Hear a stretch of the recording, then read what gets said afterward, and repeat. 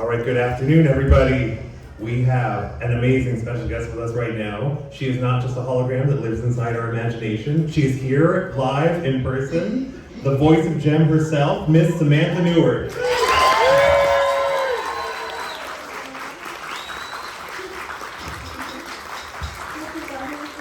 Warm, amazing welcome. I can't, somebody pinch me. Go ahead.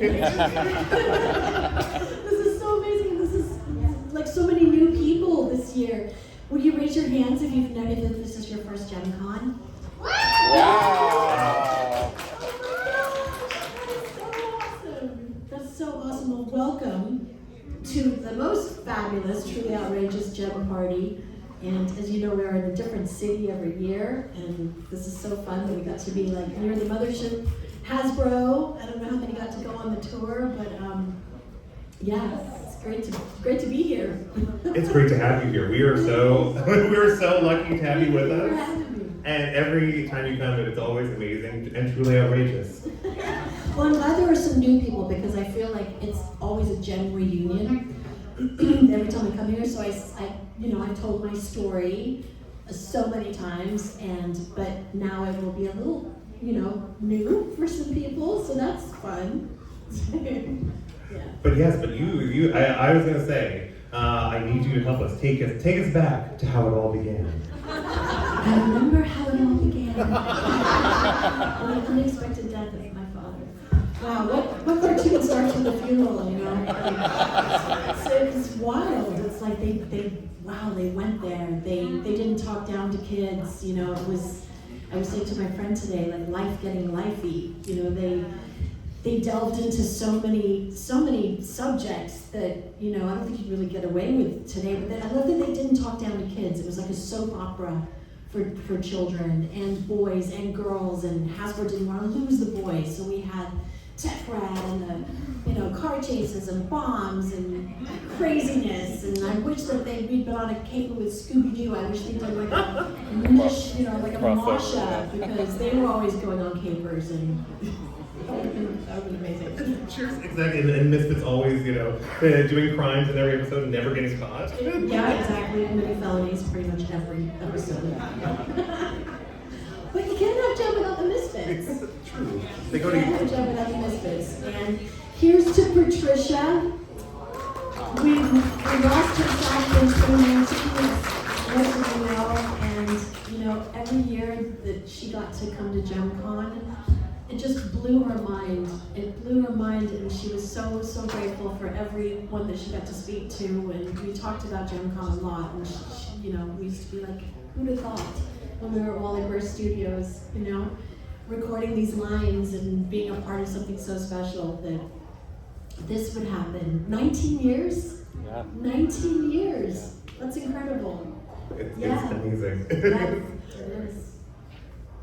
So you got your start very young, and I was going to say, before there was a Jimmy Fallon or a Jimmy Kimmel, there was a Jimmy Jumbo. Can you tell us about your first record and how you got started singing? Yes, God, that's going way back in the time machine. So I moved to Africa when I was 6.5. We immigrated there, and I saw this little girl. She was famous actually in Scotland. Her name was Selena Zavaroni. And she was winning this talent show. It was like an American Idol type of thing, but it was British TV, so it was a lot smaller. But this 10-year-old kid, every week, was killing it, winning. All the adults forget about it. This 10-year-old kid was the star. So she ended up getting really famous in England and Europe, and so she toured in Africa, and my parents just happened to take me to see her. And my little 7-year-old self, sitting in the Seven Arts Theater, saw her perform, and she had an orchestra, and she had dancing gay boys in their pink outfits and then their blue outfits, and my mind was blown. I didn't really know that I could sing. They took me backstage, I met her. I still have her vinyl record that she signed for me all those years ago, and I started memorizing every song on her record, drove my parents absolutely mad, But my uncle, one day, hello, Mr. Fly, he's coming for the adventure. My uncle one day was saying, Sam, that's Sam singing over the record. That's really her. And I was literally learning how to sing. And she had a very big voice, belting, amazing voice. So she taught me how to sing, and then my parents figured out that I could sing, and so they put me on stage in some like swap meet. We used to call them fates back then, and I sang, and people threw money on the stage. I was like 7, you know, but I loved it. I was like, I love this. And then I would make all my friends in the school. I would throw mini concerts, and I would sing them every Lena Zamoroni song that I remembered, which was all of them. And I would just hold them hostage during recess and perform for them. And I'm like, who was that little girl that like was so fiercely passionate, you know, that I would do that? I mean, I'm kind of blown away that that was me, because I've been a very sort of shy, well-behaved kid, but there was something that the music just drove me to do that. I absolutely loved it. And then my dad became my manager, and then I got discovered, and I made a record when I was 8. And it was country western, and yeah, one of the songs was Jimmy Jimbo, because it was hard to find material for us 8-year-old, you know, that was appropriate. And yeah, so that's how I started, and then it got crazy when we were living there, so we went back to England, and then we came to America in '77. So I've been here like so many years now. So I feel American, but I still, every time I meet someone from England, I'm like, oh, I'm from England. It's like I wear it like a badge, you know, because that's where I was born. So. You never forget your roots. Yeah. Right, exactly. And so from when you moved to America, that's when you started becoming involved with musical productions. Like you were an Annie girl. I was. That was like my first huge show business disappointment. So it was so traumatic. Like, so. I'm sure you guys had the experience of when Jem was on TV. You were like, Jem's on TV, and you're ready to watch it. Anything to do with Annie back then, I was that kid. Like I was obsessed with Annie, had the record, knew every song. My parents took me to see Andrea McArdle and Dorothy Loudon at the Kennedy Center in New York, or Washington, New York? I think it was DC, yep. And I got to go backstage, and I wanted to be an orphan so bad, and I tasted it. And I was just kind of mad too, because I'd sung and I had a record and all this stuff, that I was not backstage being an orphan with all these kids. Like that's what I wanted. Long story short, they had auditions for an abbreviated production of Annie with the United States Navy Band, which was a pretty big deal in Washington, D.C. And they auditioned, 1,000 kids or whatever, and I got Annie. And so, yeah, I was so excited. So it was like the United States Navy Orchestra, so it was like a 35-piece orchestra, the real score from Annie was beautiful. And Martin Charnin, who wrote all the lyrics for Annie, always would go and scout out new Annies. Came to see me, loved me, flew me to New York to kind of pair me up with the Daddy Warbucks and some of the other orphans, and I was already getting too tall. And he said, rehearsals are not going to start until October, and this was like May or something, and she's going to grow. And my mom's like, no, she won't grow. We got a different Daddy Warbucks, and my mom was like so desperate. But I did grow 6 inches. So there was my sad thing, because I was going to go to London. It was the Broadway production in London, and I was British and had a British passport still, and the whole thing. So yeah, it was very disappointing, but life is so strange that I got to meet an agent, and I got put on the State Fair circuit, so I got to sing at the Ohio State Fair, opened for Pat and Debbie Doon and Eddie Rabbit. You guys remember Eddie Rabbit? I love a rainy night, I love a rainy night. And yeah, I was on the same bill as like Johnny Cash and the Osmonds, and I remember being backstage with Dolly Parton, and I wanted to meet her so bad, but she literally came off her tour bus, walked right onto the stage, did her set, and then came off and went right back into her bus. And I could see her in her bus, and I was like, she's right there. But I didn't get to meet her. But I have some photographs of her that my dad took in the front row that nobody's seen before. It's live at the Ohio State Fair, black and white photographs that he took. Oh, wow. So I'm gonna have to post those. I have them. I'll post them. You can have them. You can see them. Yeah. That's awesome. Oh, but so then you had that experience with like the passion and the heartbreak and then you were able to channel that into the role of Jem Jericho. Right, exactly. And that was something that was so strange because I was pursuing music and I didn't even know what voiceovers were. I didn't even know. Then I got an agent and I was auditioning for, oh my God, I screen tested for Days of Our Lives when I was like 14. So it was between myself and Lisa Chiselle for Melissa, the role of Melissa. Right? Lisa Chiselle got it. Yeah, and I screen tested. I screen tested for Little House on the Prairie, which was also what? That was tough because I wanted Little House so bad because Little House helped raise me. Like I started calling my father Pa. He hated it, but I was like, because I loved the show so much, I was like, you're Pa. I need to be able to say that. So, so I screen tested for Days of Our Lives and Little House, and I got to go on the set of Little House, and Karen Grassel was there, and Michael Landon, and I sort of auditioned, and he was there, and it was wild. It was so wild. And I was getting really close to. It was so strange because I'd never acted before, but I think when you're a singer, you're performing, so it was kind of a natural thing, but I'd never taken any classes. Suddenly I was thrown in this world of like, you're auditioning for Facts of Life. You're auditioning for Silver Spoons. You're auditioning for, I'm trying to think of some of the titles. I auditioned for V. Like I even have my audition sides still. I have to go through all my audition sides. I actually brought my Gem ones that I didn't know if I still had, but I had them. And it's so funny because when I went to the audition for Gem, and they were like, she's a rock star, and I was like, that's so perfect, I sing. I must be here because they might know that I sing. I was confused, I didn't know how it was working, but I even have on my audition sides, must talk to Arlene, who was my agent at the time, about doing the singing for Gem, because I didn't know at that time that all the music was already a big machine in New York, it was already cast, and they were matching our voiceover to the singing counterparts. So those of us that sang didn't know that until we knew. But it was so funny in my little 18-year-old handwriting, like, and I think it says need clout. I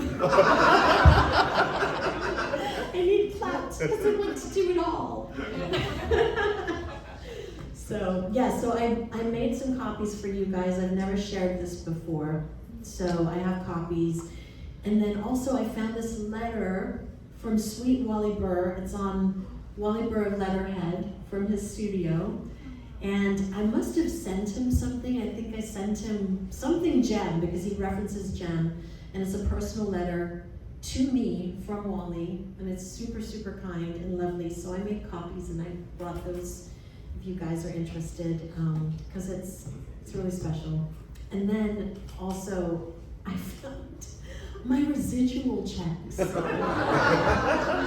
this is like an actor's bread and butter, It was a SAG show, so we did get residuals, and they were wonderful until they ran out. Nobody told me that would happen. One day they just ran out, and I was just like, wait, what? And, talking to my friends, you're waiting tables? Oh, I guess I should learn how to do that. I had quite the journey. But anyway, so I found some of my residual checks, and they're all from different episodes, obviously. They're one of a kind. These are not copies, these are the real thing. So I have like 8 of them I think I brought. Because I thought, who's going to appreciate these? You guys. A little bit of gems from that history. So anyway. Oh, that is amazing. Well, especially all that history, please visit her booth because she has some amazing stuff there. She has her music, you can get Hologram 2.0, hot pink vinyl.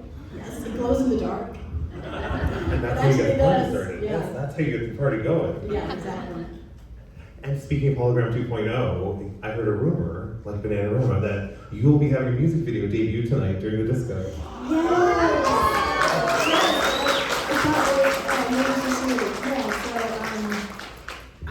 I have a music video for Wanna Look Good, which is quite a sassy song that I wrote. And I was thinking what better time to kind of share it. So we will do that tonight. You guys will get to see it. So. Oh, it's so cool. I love that. So can you tell us more about what it was like to be recording as the voice of Jem, not only Jem and Jerica, but Jamie. Don't forget Jamie. It's so funny that I've completely forgotten about Jamie. You all know so much more than I do, and I've learned so much more, delving into things that I didn't remember. And it's amazing how much you guys know. I love that. And anytime I'm meeting, like, what episode? I'm trying to find the fashion from blah blah blah, and like 50 people will be like, oh my god, that's this episode. it's like the Jen Encyclopedia lives on Facebook.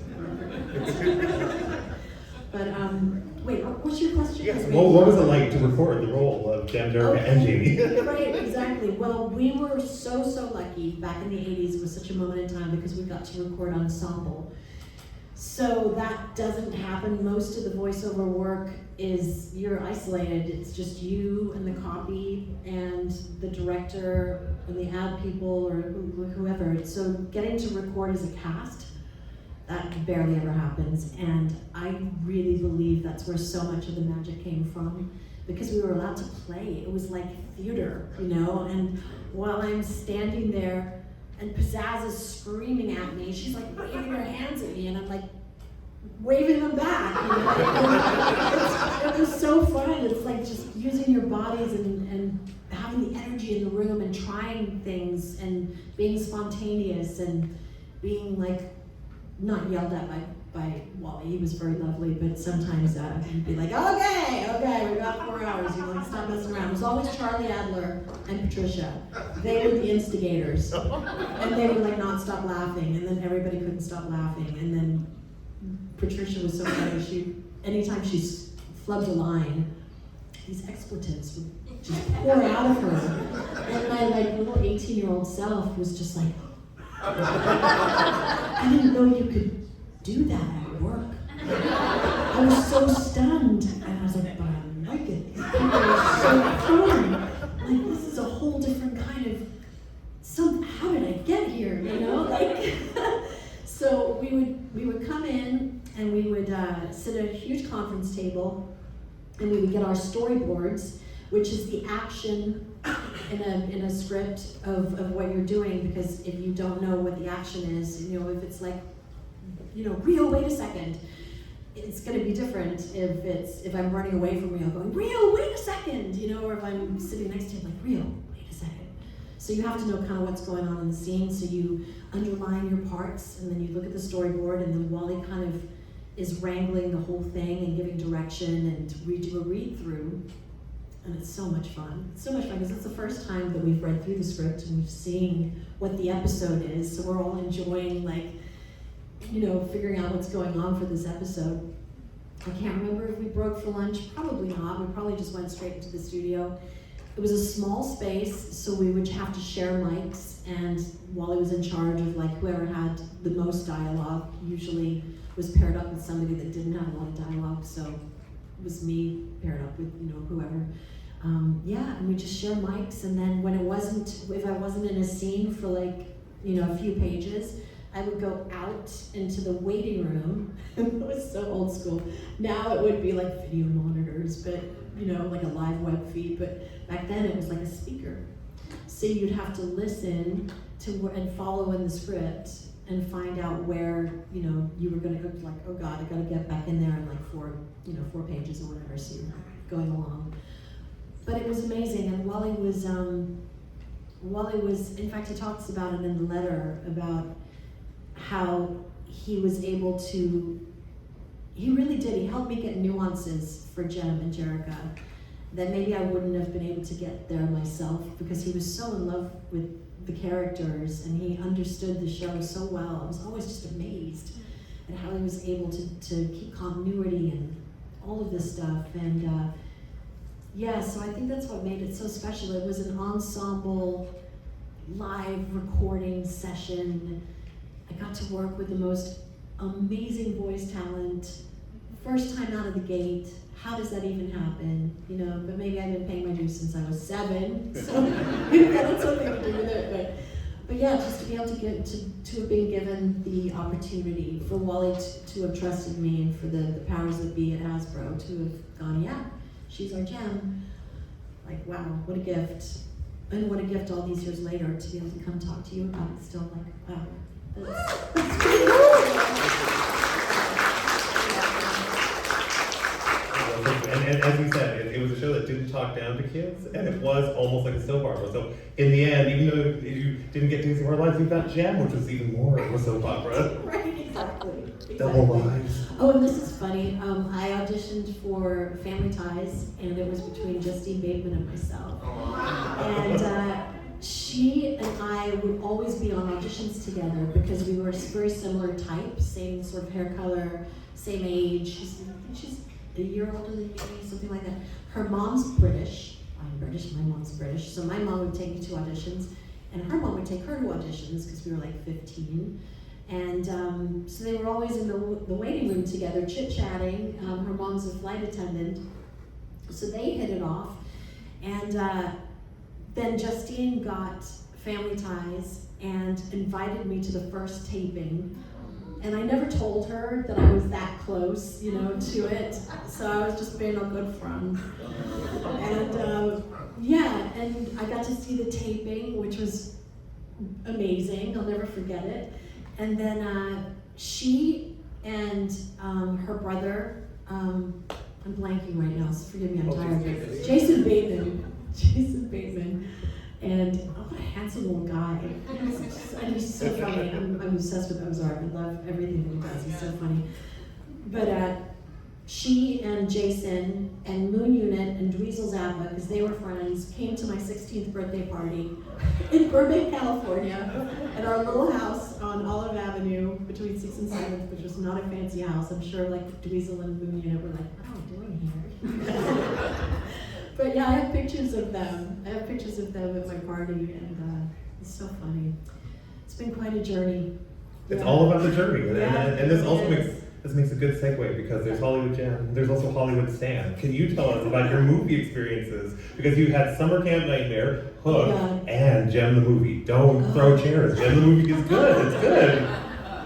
So yeah, when I was doing Gem, in the middle of Gem, I auditioned for Summer Camp Nightmare, but it was actually called The Butterfly Revolution, and it was based on Lord of the Flies. So anyway, it was a teen angsty, and they tried to market it as more of a horror film, but it wasn't really a horror film. It was PG-13, and but it was so much fun because we got to film up in Trancas Canyon, like the Malibu hills at a real summer camp. And I'm like 18, and the cast is all the same age, and so we're like sleeping over, spending the night, going to set early in the morning, getting in makeup. Like we really were in like movie summer camp, making this movie. It was really fun. It was really fun. And then I got to audition for a voiceover for Hook, for the movie Hook, and I got it, which was amazing. And I'm the voice of Peter Pan's mother. So when Robin Williams, when Peter Pan's remembering that he's Peter and he's holding his bear and he's like, I remember my mother, and you see this lady with a white hat, and I'm her voice saying, oh, of course, very fine schools indeed. First he will attend Whitehall and then Oxford. And yeah, so I got to be British, bring my British out of the bag and get hired for that, which was fun. And it's fun, it's like on TV every Christmas. It's like, oh, there's my part. Nice. Yeah. Because that was on the heels of an audition that I went to for like Calvin Klein perfume, and they used to use a lot of British people, so that was specifically must speak English. So I went to the audition, and my agent sent me, and then I went in, and usually there's sides, like you go grab your sides and you look at the copy, the script, and you wait your turn, but they weren't there, and there was no sign-in sheet. So I asked this lady, she came out of the room, and I said, excuse me, there's no place to sign, and she's like, are you here for the Calvin Klein commercial? And I was like, yeah. She's like, no, we asked for British. And I said, oh, but I am English. And she's like, no, we needed like genuine English. And she sent me home, wouldn't let me audition. And my agent was really angry. But it wasn't too long after that I waltzed into the Hook audition and booked that one was good enough for Steven Spielberg. So I was like, there we go.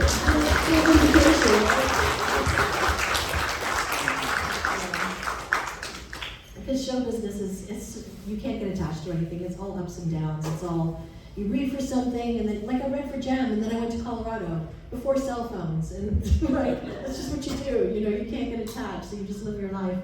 And then my agent was frantically trying to reach me. You booked Gem, you gotta come back. So. It's like an emergency. As long as the Misfits aren't doing something with you on a snow cliff, you know, like. Exactly. And what was it like working on the Gem movie? Because that was, I remember there was a little bit of controversy because they didn't include a lot of the original elements in the beginning, and then fans almost demanded that they include some of the original artists who worked on the show. Right. And then you got a chance to have a cameo with them. Right, it was so crazy because there was this, hashtag, we need Britta, we need Samantha, we need Christy, and John Chu had reached out to me on Twitter. He private messaged me on Twitter, and he's like, we're doing the movie, and we would love for you to have a cameo in it, and would you be interested? And I was just like, the fans are going to freak out. They've been wanting this forever. And I was like, of course, I would love to. So I didn't know what I would be doing. I remember I had pink hair at the time. And then I wrote back to him, and I was like, oh, probably should tell him I have pink hair. Because he was gonna have me be the stage manager. And I was like, and I'm thinking, if I'm the stage manager and Jem is backstage and she's got pink hair, and I have pink hair, maybe he needs to know, that I need a wig or something. So I told him, and he was like, oh, okay, let me get back to you, let me figure out what we can do. So he made me the hairdresser, giving Jem her new look. And the thing is when the trailer came out, I was under a non-disclosure. I couldn't tell anybody anything, but I literally toured the Misfits set, and I had lunch with John Chu, and I was like, there are Misfits in this movie, right? He's like, you can't have Jem without the Misfits. And I was like, oh, thank God. Oh, thank God. So I was worried, I was like, is there hologram technology? And he's like, yeah, and things are gonna evolve, and this is just, So there was a lot that I didn't know, but there were things that I did know, and then when the trailer came out, it didn't show anything remotely familiar to anybody, and then I just saw like the hate train. The train just started to go off the cliff, and then I remember William Shatner was tweeting going, what, no synergy, no Gemstar Aries? And I was like, oh, no, Misfits, and I couldn't say anything, I wanted so bad, like, no. I wanted to say Kesha is playing pizzazz and like all of this stuff, and I couldn't. So it was frustrating only because I knew that it probably would lead to a resurgence of the brand, even though if it was different, it would turn people onto the original cartoon and all of that stuff. But it just sailed right off that cliff. It sailed right off the cliff. But I had fun making it. I got to watch Juliette Lewis all day long. Like, that was incredible. Yeah, I got to be there at 11. I had my own little trailer. Oh, and this was so cool. When I was walking onto the lot, there were trailers, but it didn't have Aubrey Peoples, Stephanie Scott. It had Jem, Aja, Shayna, I must be really tired. I can't think right now, thank you. But yeah, it had the actual characters on their trailers, and I couldn't believe it. I felt like, oh my God, this is really happening. Like, I'm on a movie set for Jem, like all these years later. So I sat in hair and makeup, and I even had lunch. I think John Chu felt bad, so he came down and sat with me for lunch. He's like, I'm so sorry. I didn't end up shooting my scene until 6 at night. But the whole day long was like the montage scene of the girls trying on all the clothes, and they stuck me in a room with Juliette Lewis, and I don't think she knew who I was because she kind of was in character, and I was terrified of her. Because she was in character, and she was like, hi.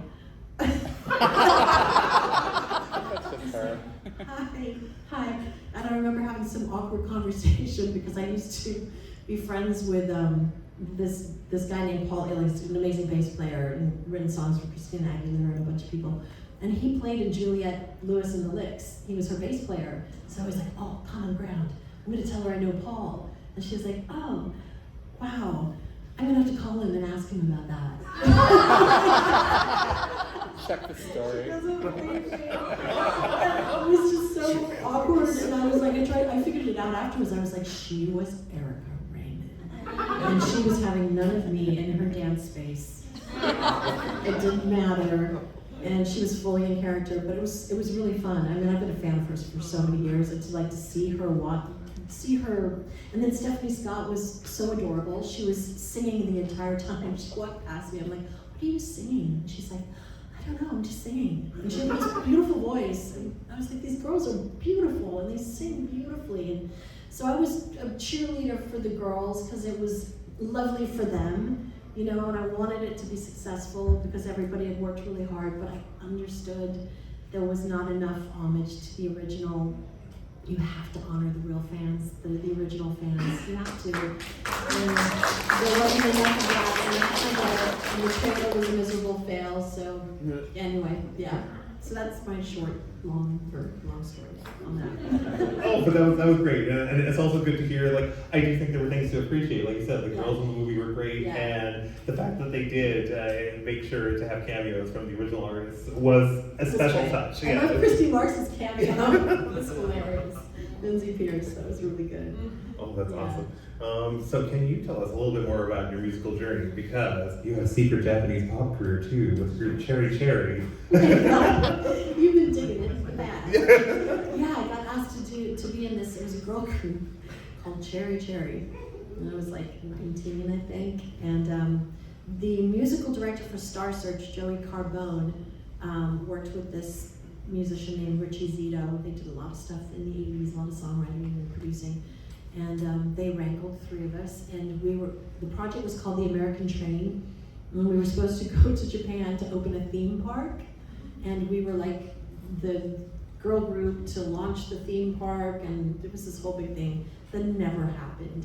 So we ended up with an album that never was released, and all of that stuff, but it's show business, Yeah, and then I got to work with Joey again on Project ACO. And I sang the theme song for that, In Your Eyes, and did some other songs with the other girls that were involved in it. So, yeah, that's going way back. And then we're going to move forward a little bit, because then you got to put out your own albums, and starting in 2008. Yes, I did. I thought it was bloody time I made a record, because, I had demos on cassettes, as you do. And so I met a producer in Nashville. This is when I moved to Nashville, and we co-wrote my self-titled debut album, and that was really fun. It was satisfying to finally have an album. God, I've sung my whole life. I had projects that I'd done, but it's different. And then I did my other 2 albums with Dave Polich in Los Angeles. I did Something Good. Gotta believe in something good. Yeah, so I did that, and then I did Hologram, which was my love letter to the fans.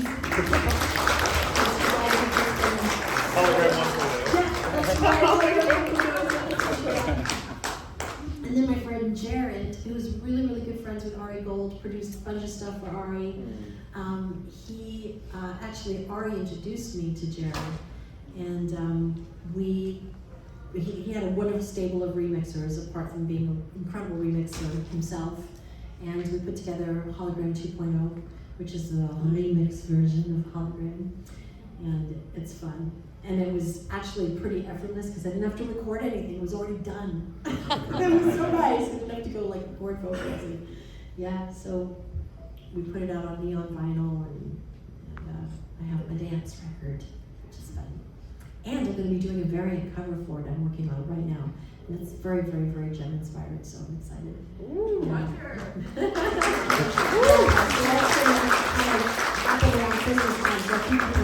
Because the artwork is so cool. I'm super excited. Oh, that is awesome. That is awesome. And it's a hot album, so get it and get the variation. We have 5 minutes for questions. Yes, Tana. Hi. So glad you're here again. Never get enough of you. Last week we talked about writing a book. Yeah. Is there any updates? I wish I could say there were. There's just so much has happened this past year that I kind of took a little step back, and I thought I'm going to trust that, because I think there's so much more story to tell, and it is still unfolding, and So it is going to happen. It just wasn't.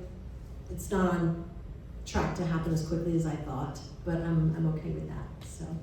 We'll take it whenever it comes. Thank you. Yes, because I am excited about it. I am. Yeah. There's more story to tell now. It's interesting. Good. Yeah. And the same question from Jacques. Hey, Jacques. I have a question. Since we're doing Jerica and Jen, was there an idea to have two tones of voice to distinguish them, or it was not an issue at all? It wasn't really a tone. It was more intention, and I always kind of felt like Jerica was more, God, just trying to take care of everybody and stressed out and just I've got to change it to Jen. Somebody needs me. I mean, it was, that. And Jen did have craziness with the Misfits, but she was just like, I'm Jen, and I'm walking on stage. Fabulous, So it was a little more of the stage persona, and then behind the scenes, that's the way I kind of, clearly they were the same person, but yeah, Wally helped me with that too. I'm thinking like Iman and Adam. You did Iman as a strong voice and Adam as a more soft voice. I think it was the same. So I Wait, thought- who He-Man. does? Oh, Oh, He-Man. He-Man, yes. Yeah, He-Man and Adam. Yeah, I don't remember it being like harsher or softer, or really any different. It was just more of the angst as opposed to the shining superstar. That's kind of what I remember. I wish we had some backstage video of us recording. I wish, today you would get all of that. But it would have been really fun to look back and see, what was really happening in the rooms. I can only recollect to the best of my ability. But that's kind of what I'm remembering. Yeah. Oh, that's awesome. Oh yeah, I see it. Earlier you did the little commercial break thing. Is that actually you on the show, or is that No, somebody else? somebody else. I would love to find out who it was. Yeah, just a voice actor, young girl. Yeah, because I listened to them and I'm like, no, it's not me. Somebody else. Somebody else got to work. That's That's really good, cool. yeah. Good for her. Oh yeah, that's evening. Hi, Sam. Hi. First time in Sandy, but Oh, yay! Welcome. it's really more of a comment, and I really just wanted to say this publicly, but I remember that, I know that everyone in this room can agree to this, that the reason we're here in this room is a testament to the acting choices that you made. Even remembering, as a 10-year-old, I remember your intentions, I remember the choices that you made and the beats that you took between lines, and I know that's a testament to Wally, but I just remember like for a 10-year-old kid just watching the screen, and it was as the bands break up, and Jerica took a moment to walk across the kitchen, open the fridge, make herself some juice, before she even addressed Kimber and said, "Is that what you want, sis?" And just that, even that time, that the choice that you made was so, I know that's so geeky and like so nuanced, No, but it's not. I'll remember that forever. I'll be like, pardon my French, but goddamn, that was a good moment. That was just like a good acting moment. And so thank you for that. I Thank appreciate you that. so much. I appreciate it. Wally actually kind of delved into a little bit of that in the letter. That's why I brought it, because I was so young and I was just thrown in the middle of something so incredible, but they saw my talent, and it is something that I seem to be good at. Who knew? I had an intuitive sense, and I trusted that, and they allowed me to trust that. They allowed a lot of my choices, which is so cool. So cool, because I felt so connected to these characters. I really, really did. I love them. You really took your time, Yeah. with the delivery. It was really noticeable. That's so cool. Thank you for that. I appreciate that. So they got one over here and one over there. So you first. Hi. So Jem obviously had like crazy adventures, and that's into so many things. If there was one adventure you wish you could have taken Jem on, what would it have been? Wow. A Scooby-Doo mashup.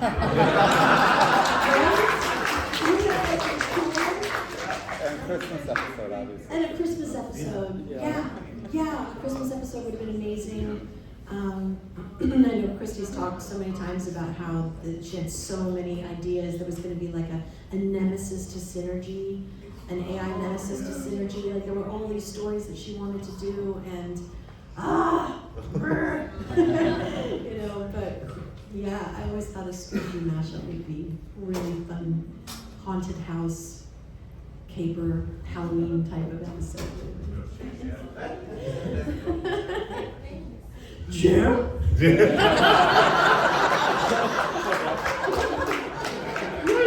That's in my childhood. I love Scooby-Doo growing up, so I would have loved that. That would have been outrageous. Yeah, I just want to piggyback on the acting choices comment, just because you stress me the hell out. I would watch it Sunday mornings, and I was raised, with two brothers, and we all watched, like Human Ways or Bigfoot the Thunder Machine, or whatever. Yeah. And you were always the show that was lessons where we actually always stayed, always resonated with. I love We that. come from church, and you're like, God, you gotta get her eyesight back. No, like, as a kid, like you go into a Monday morning like stressed. Right, because you actually have to wait. It's true though. It's really true though. Acting choices that you had made, and you think it's just like, oh, it's a job or whatever it is, but it's like even the people who make the toys and the dolls, it's just a bigger conversation. And this creative endeavor that you guys do as a team and individually is really impactful. I mean, you have a room full of people proof of that. And that's so lovely for you to say. Yeah, we got to play. We got to play, and we weren't micromanaged in a way that we got to be creative. And I think that's like when you're trusting your creative self, magic happens. And it was just, it all came together so beautifully. So thank you for saying that. I'm sorry we stressed you out. Yeah. Just last to feedback one more time, like it's an interesting thing because you're really talented. If there was no Derek Jim, I don't know if the other characters would have that hook. But there's a quality in your performances that really does hook people. Like it takes a certain magic to be able to get us to sign up every week to be like, oh, this child gets to find her father, and then attempted murder is gonna happen. And the right monsters will happen. They pulled it all together. So it's just, I hope you know that we admire how much talent we have. Wow. Thank you so much. Thank you for that. It was absolutely my joy to get to bring these characters to life off of the paper, and absorb it and bring it to life. Like, wow. I'm so grateful. I'm so grateful that I got to do the work, and I'm so grateful that it meant something to you. I can speak for the other actors. That's all you ever want when you're working. I mean, yeah, it's lovely to be working, doing what you love and making a living, but it's more than that. You want your work to have an impact and reach people.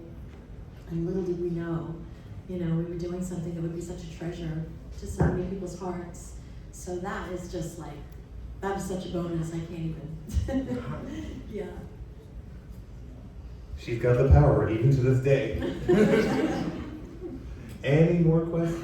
Any more questions? Yes. Oh, Miss Raven.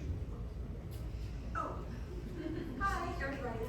My question is, as you read through the scripts with the different characters that you were, which one of the Misfits felonies shocked you the wildest? That's a really good question.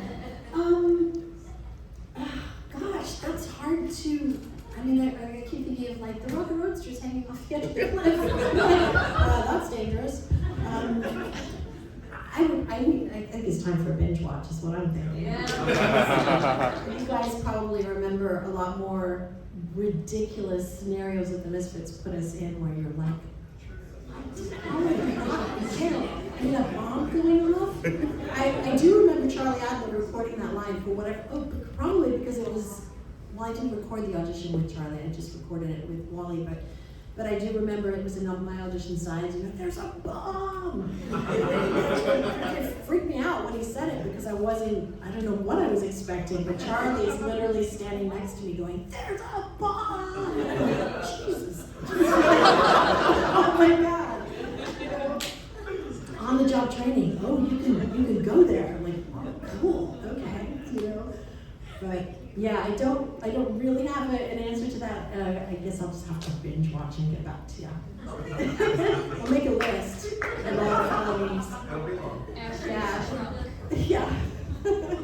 Well, all right, I think that wraps up the questions, and on behalf of JemCon and everyone here, we just want to say thank you so much for being here with us. Thank you, guys. You are incredible.